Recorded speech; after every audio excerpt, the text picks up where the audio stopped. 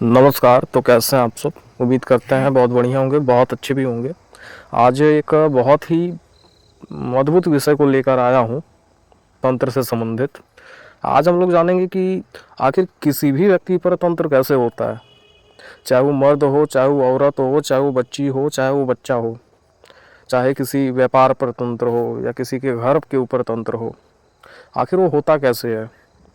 देखिए, आजकल वर्तमान समय में मैं 5 साल से ये देख रहा हूँ कि बच्चियों के ऊपर बहुत ज़्यादा तंत्र आता है, जो जिसका एज 16 साल से 25 साल की उम्र में है। इनके ऊपर तंत्र की बहुत ज़्यादा स्थिति देखी गई है, और ये दो प्रकार से होता है। पहला प्रकार ऐसा है कि वो उनको पता भी नहीं चलता है और हमारे ऊपर तंत्र हो गया। ये होता ऐसे है कि जब किसी को चिकन पॉक्स होता है, माता जी आती हैं उसके ऊपर, तो उस टाइम पर गलत आहार करना या गलत आचरण करना, वो माता जी राक्षसी प्रवृत्ति ले लेती है, राक्षसी रूप ले लेती है और उसके अंदर समाहित हो जाती है हमेशा हमेशा के लिए। और उसका निवारण ना किया गया तो फिर वो आगे चल कर के बहुत दिक्कत देती है। नींद नहीं आना, तरह तरह की चीज़ें होना, या फिर मासिक धर्म नहीं आना, तरह तरह की प्रॉब्लम आती है। और ऐसे बच्चियों को पढ़ाई छोड़ दीजिए, पढ़ाई तो छोड़ दीजिए, बिल्कुल मन विचलित रहता है। पढ़ाई तो एक अलग मैटर है, जान बचे तो लाख उपाय। अगर जान बच जाए तो पढ़ाई तो होती रहेगी, लेकिन ऐसा बच्चियों को बहुत ज़्यादा शारीरिक समस्या हो जाती है। पढ़ाई तो छोड़ ही दीजिए। हाँ, जो ये होता कैसे है तो मैं बताया कि जब माता जी आती है, चिकन पॉक्स होता है, तो उसके ऊपर गलत खान पान करना उस दौरान, या फिर गलत आचरण करना, अनैतिक कार्य करना, तो उससे जो माता जी आई है वो एक अलग ही राक्षसी रूप ले लेती है, और इसके कारण बहुत ज़्यादा उसको समस्या होती है। इसकी शांति करवाई जाती है, तो माफ़ी मांगा जाता है, तो तब जा कर के ये ठीक होता है। दूसरी चीज़ ये है कि लगातार तंत्र जो है, देखिए तंत्र करता कौन है, तंत्र करेंगे कौन? 20% केस में समझ जाइए कि कोई आपके घर से ही है, आपका आपका खून का रिश्ता है उससे।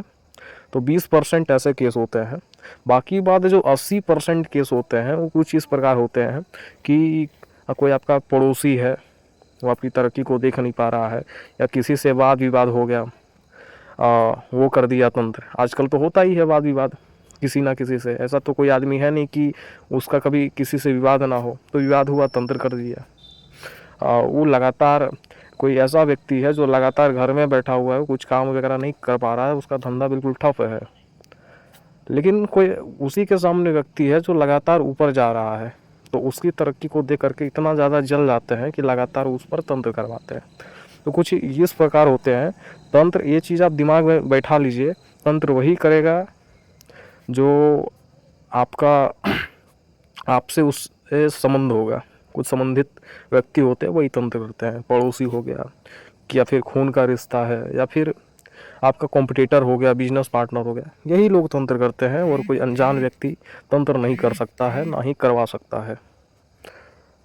देखिए, आजकल ये स्थिति भी पाई गई है कि लगातार कोई लड़का है, पुरुष है, और किसी भी महिला या फिर बच्ची की तरफ लगातार आकर्षित हो रहा है, लगातार आकर्षित हो रहा है, आकर्षण आ रहा है।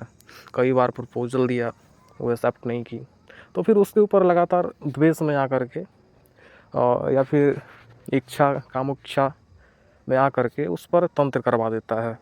तो ऐसा तंत्र तो ये तभी होता है जब आजकल आप यूट्यूब फेसबुक पर देखते होंगे कि इतने पैसे दो, 2 दिन में, 2 घंटे में कर दूंगा तंत्र। ऐसे नहीं होता है।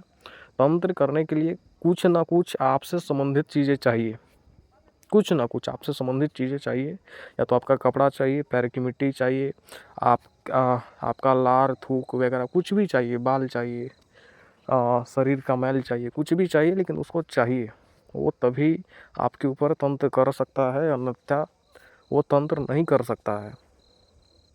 और इसके अलावा और भी सारी कई चीज़ें होती है, चाहे गुप्त स्थानों के कपड़े वगैरह होते हैं, तो इससे बहुत तीव्र तंत्र का प्रभाव होता है। तो जो भी माताएं बहनें जो भी हमारी वीडियो को देख रही है, तो उनसे मैं निवेदन एक ही चीज़ करता हूँ कि कोई भी चीज़ अपने से संबंधित इधर उधर मत फेंकिए। कुछ कपड़े होते हैं जैसे कि प्राइवेट कपड़े जो होते हैं, अ, उसको कहीं भी ऐसे पुराने हो जाए तो ऐसे उधर मत फेंकिए, उससे भी तंत्र हो सकता है। तो इस बात को बिल्कुल आप ध्यान में रखिए, क्योंकि आजकल जितने अपने सुख से लोग सुखी नहीं हैं, उतने आज दूसरे के सुख से दुखी हैं। वो उनका बेटा कुछ नहीं कर रहा है, इससे वो दुखी नहीं है, उनका बेटा पढ़ नहीं रहा है, इससे वो बिल्कुल भी दुखी नहीं है। लेकिन हाँ, आपका बेटा पढ़ रहा है तो इससे वो दुखी हो जाएंगे, अरे पढ़ कैसे रहा है, ये तरह तरह की चीज़ें वो सोचेंगे। और द्वेष में आकर के वो तंत्र करवा देंगे। जब इधर उधर से काम ना बने तो फिर तंत्र करवा देंगे, और जब तंत्र हो जाए तो फिर आदमी झकता रहता है इधर उधर, लेकिन कुछ हासिल नहीं होता है। क्योंकि इस मार्ग में मैं देख रहा हूँ लगातार, सभी को मैं नहीं बोलता ऐसा, लेकिन लगातार मैं देख पा रहा हूँ कि फर्जी तंत्र साधक पैसों की ज़्यादा अहमियत देते हैं।